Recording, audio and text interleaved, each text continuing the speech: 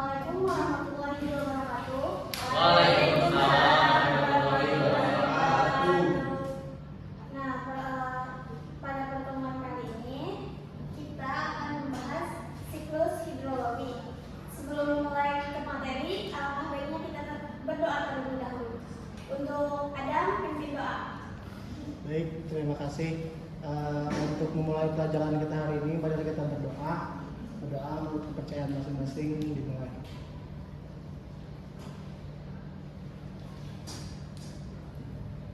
Berdoa dicukupkan. Selanjutnya kita absen terlebih dahulu ya. Yang ibu panggil bilang hadir. Dawang, Hadir. Adam, Hadir. Regina, hadir. Vita, ada yang tahu kita kemana? Gak tahu Bu. Randy, Hadir. Apit, Bispen apa Apit? Tahu. Ada kegiatan kan Ada tadi? kegiatan.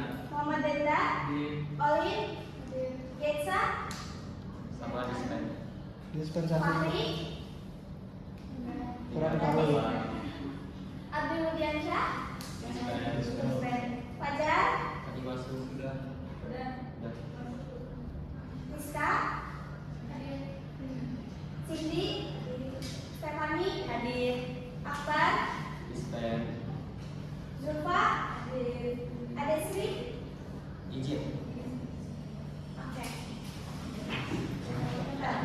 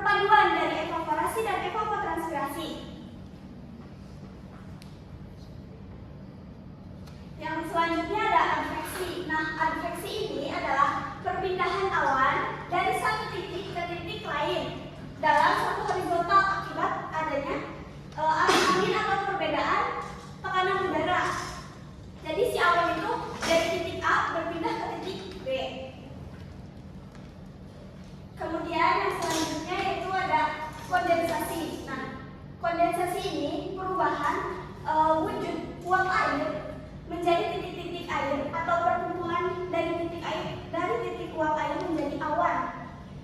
Nah, perubahan temperatur udara hingga membentuk awan. Jadi ini titik-titik airnya bersatu menjadi awan. Kemudian selanjutnya ada presipitasi. Nah, kalau presipitasi di sini proses perubahan wujud uap air menjadi curahan atau jatuhnya air yang biasa kita kenal sebagai hujan. Kalau misalkan jatuhnya air berarti itu presipitasi. Selanjutnya ada infiltrasi. Nah, infiltrasi adalah proses pergerakan air ke bawah tanah melalui permukaan tanah pada lapisan tanah yang paling atas. Selanjutnya ada runoff. Nah, runoff di sini yaitu aliran air yang mengalir di atas permukaan tanah karena si tanah itu tidak sudah kapasitas penyerapannya sudah penuh, jadi si airnya itu mengalir ke permukaan yang paling atas. Kemudian yang selanjutnya ada sublimasi. Nah, sublimasi di sini yaitu perubahan es di kutub atau di puncak gunung.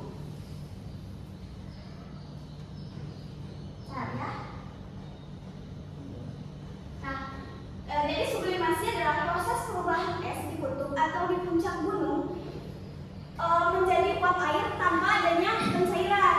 Jadi kalau misalkan ini es di sini itu langsung menjadi uap air karena adanya sinar matahari atau panas matahari tanpa melalui pencairan ke daratan. Kemudian selanjutnya kita membahas jenis-jenis siklus hidrologi. Yang pertama ada siklus pendek. Nah, di siklus pendek tahapannya ada evaporasi, penguapan air, ya. Lalu menjadi kondensasi menjadi awan, kemudian turun presipitasi atau turun hujan tetap di laut yang sama, tidak ke daratan. Itu namanya siklus hidrologi pendek. Coba ulangi siklus hidrologi pendek seperti apa? Dari evaporasi, lalu terjadi kondensasi, lalu terjadi presipitasi. Iya, pintar. Kemudian yang kedua yaitu siklus hidrologi sedang. Nah, siklus hidrologi sedang sama saja seperti siklus hidrologi pendek. Namun perbedaannya si awan kondensasi ini berubah tempat atau melalui adveksi perubahan awan dari satu titik ke titik lain dan turun hujannya di daratan. Perbedaannya kalau pendek tetap di laut, kalau sedang turun di daratan. Yang terakhir, yang ketiga yaitu ada siklus hidrologi panjang. Nah, siklus hidrologi panjang perbedaannya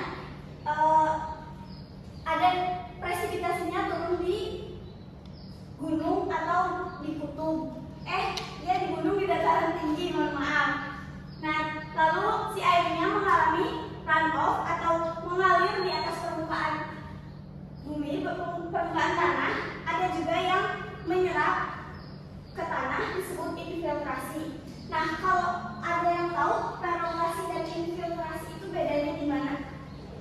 Ada yang tahu? Ya udah, infiltrasi itu airnya menyerap ke tanah lalu mengalir lagi ke laut. Kalau perolasi itu airnya menyerap ke tanah sama saja, tetapi air si perolasi ini menjadi air tanah. Jadi kalau misalkan di sumur-sumur, nah itu dari sini menyerap ke tanah, airnya menyerap jadi air tanah.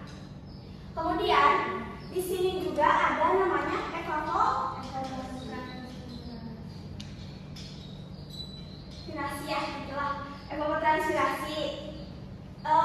Penguapan air dari laut dan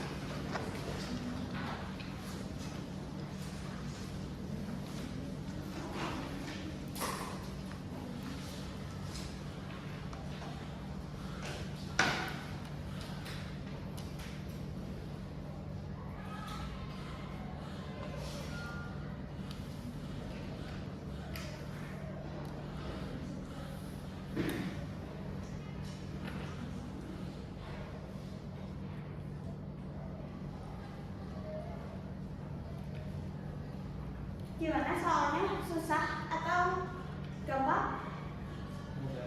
Gampang. Yang sudah dikumpulkan ya.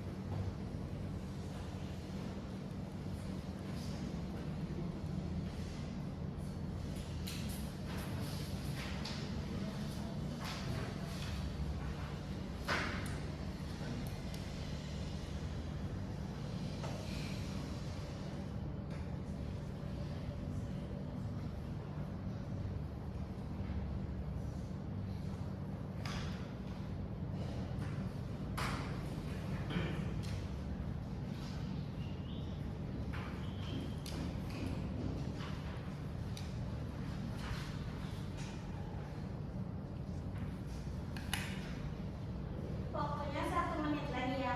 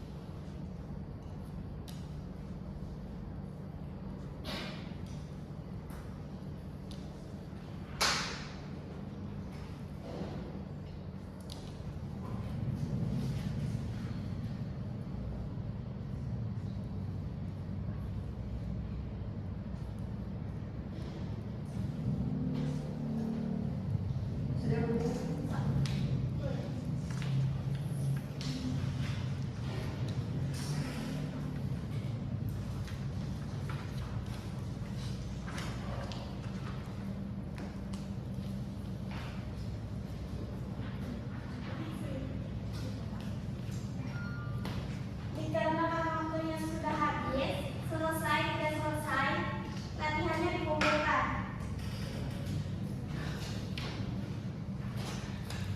Sudah.